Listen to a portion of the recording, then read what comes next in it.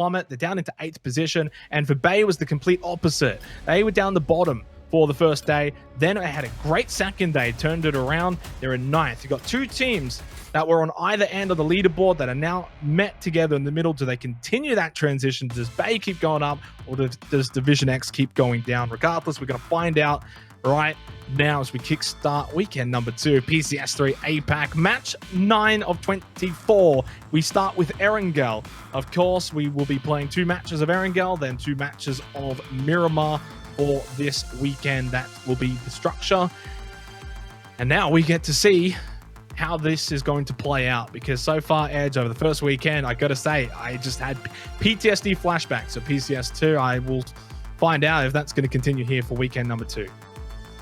Yeah, PCS2 looked like it was going to be all over at the halfway point, but as we saw, it did come back very, very close in that last game. So it turned from something of potentially being a boring ender to being extremely exciting. So hopefully we can get the same this time around, maybe a bit earlier on in the pacing, but you know, time will tell. It does look like our contest between Ferox and Magic has ended, so that's a good sign for both teams.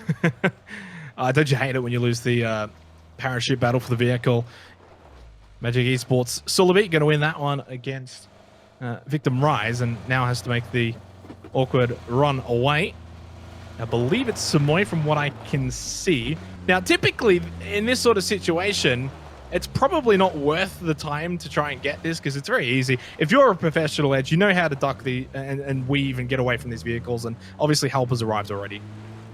It is still very difficult to avoid quite a large and fast-moving vehicle, but you know, if you've got that car, there's a potential free point on the board, and with how close it is at the moment, like, every point matters. So I'd be going for that point anyway. Yeah, you give it a little shot, but sometimes, and this is more so what I'm talking about, where you actually just see guys going for like a good minute or two, ring around the rosy, and at that point, I'm not sure if it's worth it. Sometimes you have a crack, doesn't work out, move on. Regardless, interesting, you did bring it up, obviously, that hot drop. We saw that in weekend 1, Ferox and Magic Esport. It seems as if Ferox, somewhere along the lines, I guess, have been victorious, which is surprising, because Magic Esport did actually get a wipe on Ferox in Pachinki on the first weekend. Maybe the scrims have, I guess, changed that result. Regardless, they'll go towards Watertown and Ruin, so Magic Esports actually aren't that far away from Ferox in the end, and I guess we'll keep an eye on it, see if it stays that way throughout this weekend, I guess, because there's not that many Erangel games anyway. Our circle, though, Edge, over towards the Gatka Fields. We haven't really had much Gatka Fields on weekend number 1. Very much out towards the far west side. I don't think we're going to get any sort of paper-thin crazy circles from this one. You'd hope not, especially on this circle. Definitely not. But it is nice to see, especially with Erangel 2.0, you've got a lot more variety around the quarry area, a bit more playability. So it's always nice to have a little bit of a change. And PUBG, especially with the land ratio circles, it's always it can get a little bit stale sometimes. So just changing it up, making it a little bit exciting. The players, I know they appreciate something different, something new as well, and definitely so do the spectators. Kill proportion per teams, Bureau Ram United so far with the most kills, 42. Every point counts, and every point certainly matters. Edie with 36% of the kills for Bureau Ram. It was brought up at one point that obviously Jowman is on this roster now, but I don't know who you take out. Nordra, God Meow, Edie, Canaxi.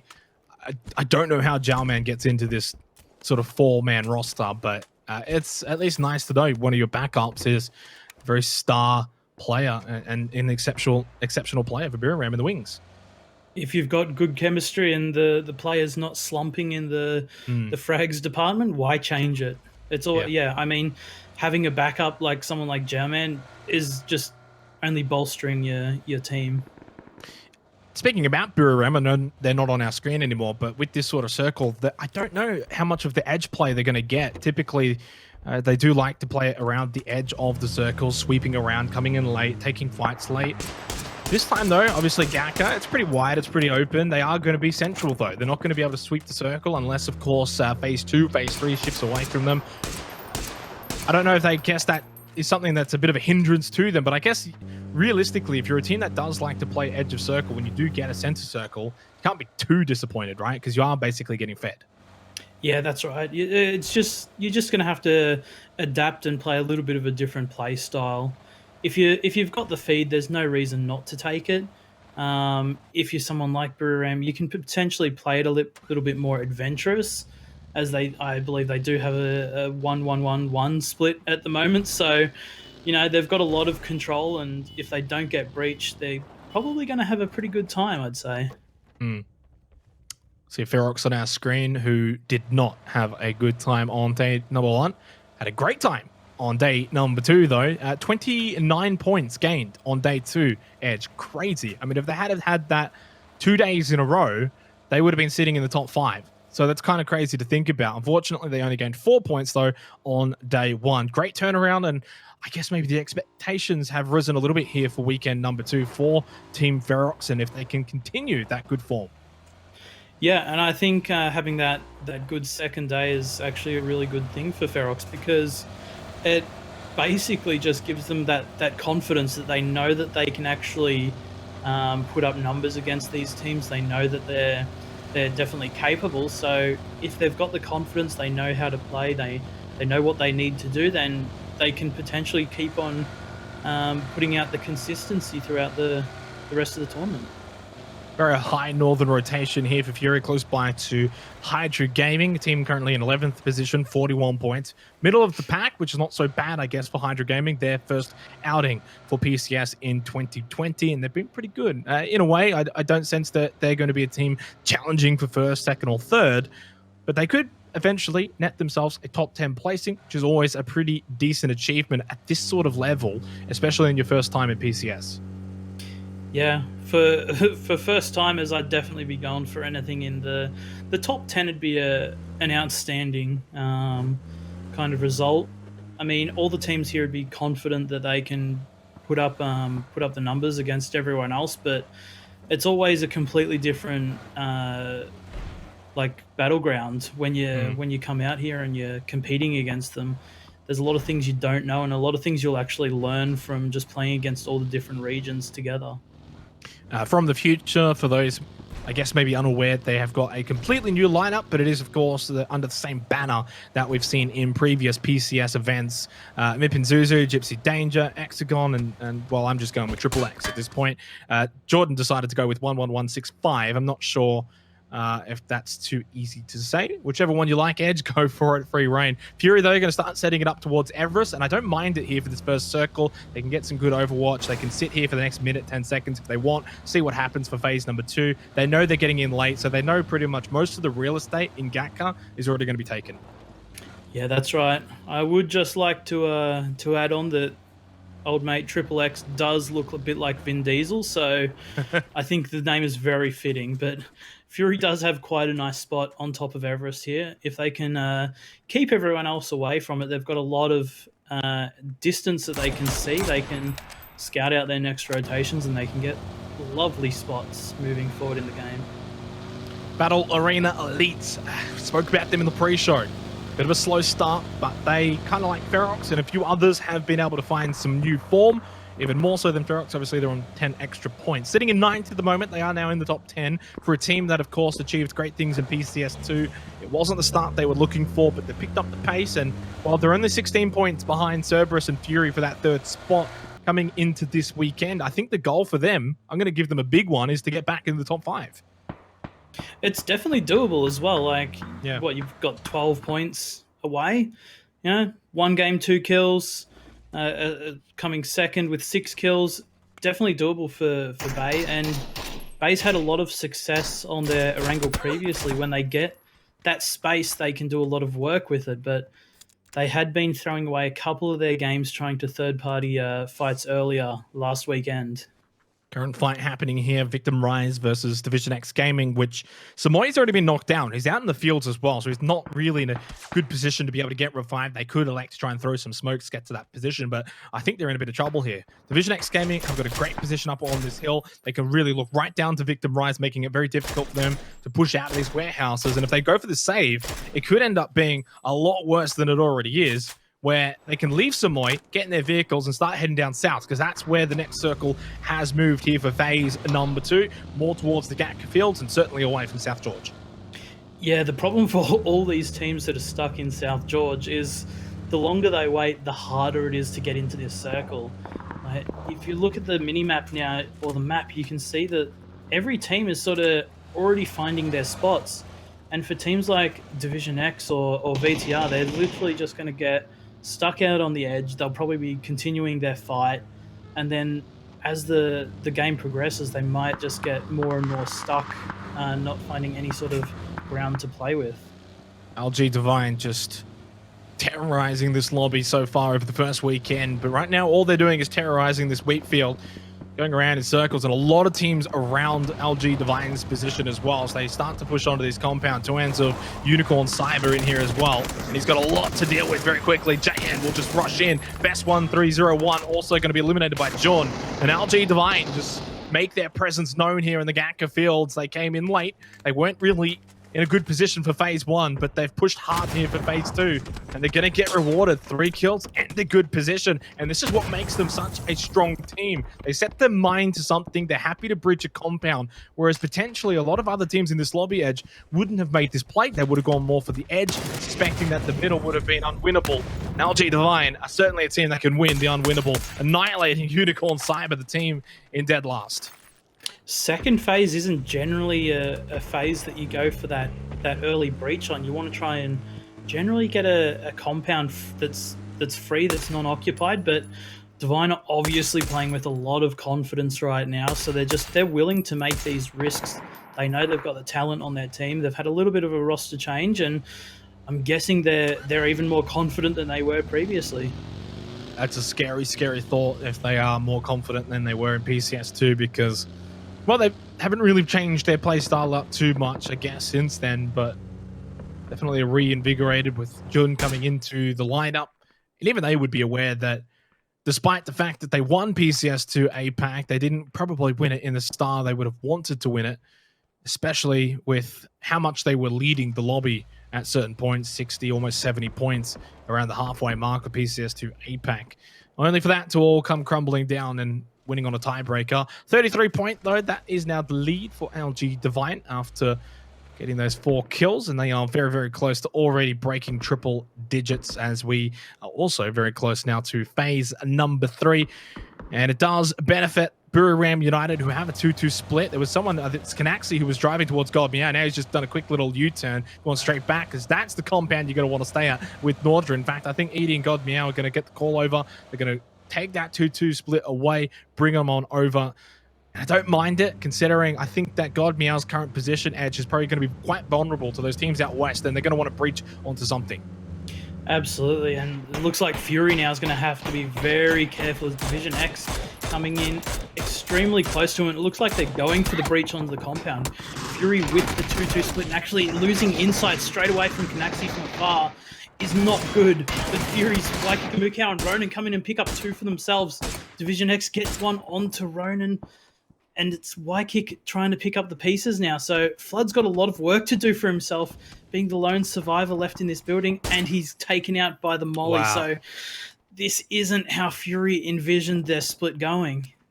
How many times have we seen Flood being able to win these 1v2s quite comfortably? Isn't able to win at that time. Waikiki Kamukau definitely providing a decent amount of cover from this Wizzy Tower. He did actually pick up a kill, but not enough. They did get 2 members of Division X, so Fergus and IQ 500, they stay alive. In the end, though, I mean, they haven't really been able to get a great position either. This is a very north compound for these 2 members of Division X, and they are down to 2 players. So while they get some short-term game, I don't know about their long-term game. Yeah, their next move could potentially just be to re-breach Fury on the hill. Insight looks like he might not be long for this world anymore, as he does get taken down by Edie, and it's all left up to Waikiki Kamukau. He does have the wizard hut to himself, but I don't really know what he can do if someone tries to push towards him.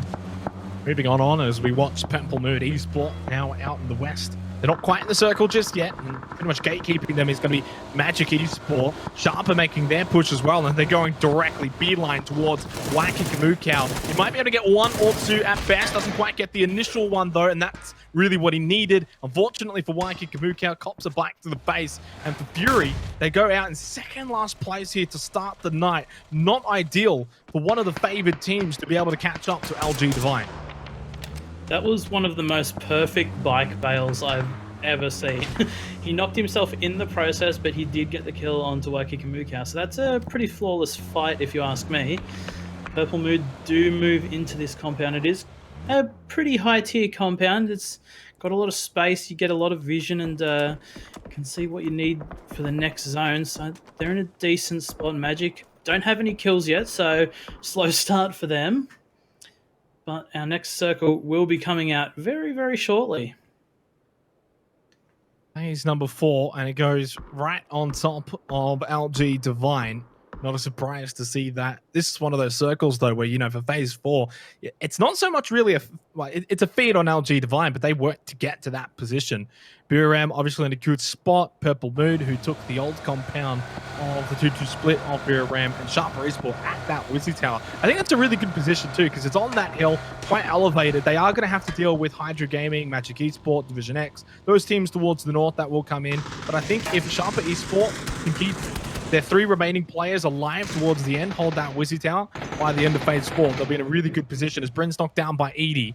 Monty Rain, Sweet Soul still alive here for Team Ferox. Code on your screen as well for the Pick'em Challenge. Get involved in game. Win some sweet skins as Kim Siva will eliminate Bryn. Monty's knocked down too by Canaxi. This is not the fight maybe Ferox want to take. It's their fight spray though from Sweet Soul that was successful, but immediately retraded. Rain with the one and only nade, unfortunately, has just watched as he has lost 3 of his teammates. I'm not sure if he's going to be able to survive for much longer. And right now, game 1 for the Oceanic teams has gone disastrously wrong. Yeah, it definitely hasn't been a good start. And it looks like Rain will be quite soon flushed out of the game. So Ferox needing those points, not able to get it at the moment, but there is still 3 more games on the table after this. We do have Buram with probably one of the strongest positions now if they can continue to hold it against the likes of VTR, who is sort of on the outskirts of their compound at the moment. They do need to finish up Rain quite quickly so they don't have any other issues coming out after this, but they should have a pretty decent spot being able to use that hill as well next up. But Kim actually picks that one up from the Wizard Tower. Good sight. Good kill for Sharper Esport. They send Ferox packing. We mentioned it before. It was a great turnaround on day number 2 for Ferox. For their sake, hopefully it's not a day 2 only affair for them and that they can potentially get some points here on day 1 as well. Victor Ryan's down to 2 players as well, and we sort of caught a little bit of this at the start against Division X Gaming. They did end up losing Samoy, who we saw originally down. I'm not sure exactly how Gemfos got killed, but he did get downed in that situation with the warehouses way earlier on. Gibberit now, the last one is Kamals is eliminated by Canaxi, who has just turned around, bailed away from this position. There goes the 2 players of Division X as Loki's done spot Gibberit. And Victim Rise, like the 2 Oceanic teams, not too crash hot at the moment for match number 1 of the night. If you've just tuned in, 3 games to go after this as we are back for day 3 of PCS3 Apac. Match 9 of 24 in total. And I'm not sure Gibberit's going to be able to do too much from this position. At best, I think he gets 1. I think he'd be very lucky to get 1 because from what I've seen so far, Buram's popping off. To put it quite simply, they're hitting a lot of shots. They wiped out Division X in the same time that they were fighting VTR and Ferox, so they've been picking up kills left, right, and center, and this is going to be really good for them. Wanting to catch up to LG Divine, they need to get as many kill points as they can, and try and convert some of these games as well. And that circle will definitely help them do so. They still keep majority of their compound in the zone. They can move up onto the hill late, and then they can take some control and potentially pick up that glorious chicken dinner. Great circle, though, for Bay. When you look at their position on this hill, south side of the circle, they can clean up Day Trade and Angel Alliance. They've got info on those 2 teams as well. They can make sure that a team like LG Divine can't necessarily go south and wrap onto them. If they do that, LG Divine's basically just going into the war zone of Angel Alliance and Day Trade. I think Bay's the sleeper pick here for this game. Sharper Esport really on the other side have of course still got that elevation as well, still in on that Wizzy Tower, so they can buy some more time. The problem will be more so around phases 6 or 7 coming down from that position. They will probably be quite vulnerable and spotted quite easily, and they're still going to deal with Hydra Gaming as well. As From the Future make the push towards the Shack of Cerberus. They've got the 3 members here, 2-1 split. They got one on the other side of the road here at the USZ. That's Sololzi. He's going to have 2 right in front of him. Gypsy Danger, almost a bit of a team run over there. Mipin Zuzu is going to be able to pick up the kill though for From the Future. They're on the board. They do have to still deal with 2 players though in that shack across the road, as they also have to keep an eye here on Magic Esports. So quite a bit of teams now congregating towards this position here for phase number 5, all just south of this small hill where Sharper Esports find themselves. You've got Cerberus on the other side. And it's a war zone and the smokes are out. As Hexagon leading the front, Triple X going for the revive on the Mip and Zuzu. Yeah, it's definitely not a good fight for either teams at the moment. They did get themselves a little bit of position, but from where they are, a lot of teams can see them. And we do see Purple Mood starting to push in on the back and getting that nade right in close, picking up Salubi and Velax. So really well done there from Rocky Gyms with the good use of utility. Fuji is eliminated by Sophia. They have basically just done what I thought they would do around that south side of the circle. They've been able to clean up Day Trade and Angel Alliance. Day Trade's still alive, but quite wounded. LG Divine actually pushing on to that. So we can see sort of from Bay's point of view, but on the complete other side of it, LG Divine sent Levi's and JN to sort of sandwich and pincer as well. So like I said before, Day Trade, Angel Alliance, meat and the sandwich, unfortunately, but Bay really in a great position now to lock down this south side of the circle. Very high elevated terrain as well. All 4 players still alive. They've got 5 kills. Perfect start here for day number 3. Yeah, absolutely beautiful. And this is how Bay thrives. They get that space and they can just push onto whoever they want, whenever they want, pick up kills, and then move further into the zone. And this zone is definitely going to favor them, as they have realistically the only sort of playable area, which is the top of the hill. They just need to keep Boomerang away. Big nade from Basil onto Gypsy Danger. They got rid of Hexagon. He was the front line for From the Future. And since that moment, the rest of From the Future have just started to fall by the wayside. It's only Mip and Zuzu left inside of the smoke. And unfortunately for From the Future, the position they put themselves in was quite a difficult one for them to get themselves out of here on this road. Credit to Purple Mood, who have been able to do quite well at dealing with them and from behind. Tonight, we'll be able to eliminate Mip and Zuzu. Subang and Basil going to go down to the Molotov of Maxidus and Sharper Esport. Great start as well here for them. 8 kills now, even without 6 sacks. So it's a 3-man squad doing a really decent effort here. Match number 1 of the night, but this is where LG Divine do their best, do their worst to the rest of the lobby, because they can now start to find kills, push out. They've got plenty of utility. They haven't really been in too many fights.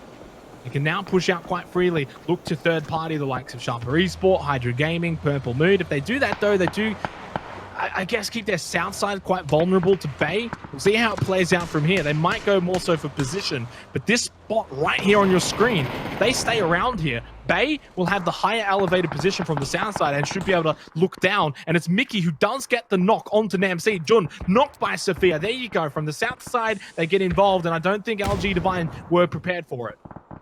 It definitely didn't look like it. Then Divine Levi's picks up the entire squad with the nades. So Divine getting themselves out of a really precarious position to pick themselves up even more points and getting into the triple digits now as well.